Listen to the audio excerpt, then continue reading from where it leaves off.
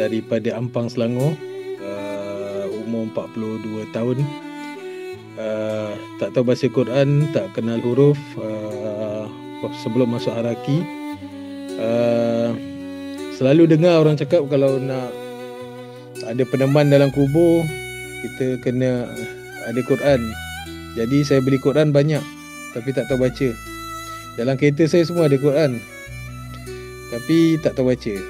Tu sampai satu masa bila tengok kaedah Haraki ni di TikTok, hari-hari itulah effort yang ustaz letak dan ustazah-ustazah tu di dalam TikTok tu. Yalah, saya tengok sekali, lepas tu ada ulang lagi, ada lagi kan, ada lagi. Kita setiap kali terjumpa. Jadi terima kasihlah kerana Ustaz Zakaria, ustazah-ustazah tu pagi ada, petang ada, tengah hari ada. Jadi saya setiap kali masuk tu buatkan saya rasa macam senang. Lepas tu saya cuba beli buku lah daripada TikTok tu, beli buku yang warna kuning tu mula-mula. Tu saya cuba macam sesuai. Jadi saya macam dah boleh kenal huruf dah daripada tarian-tarian ustaz. Memang nampak macam kanak-kanak. Saya bila masuk kelas pertama dulu pun saya rasa macam kanak-kanak juga. Kita menari tu kan, tapi dia membantu. Dan saya tak sangka hari ni, yalah saya baca pun merangkak lagi, tapi bacaan saya tu dah boleh baca, dah ada bunyi dah. Jadi ada benda-benda yang kita faham kan.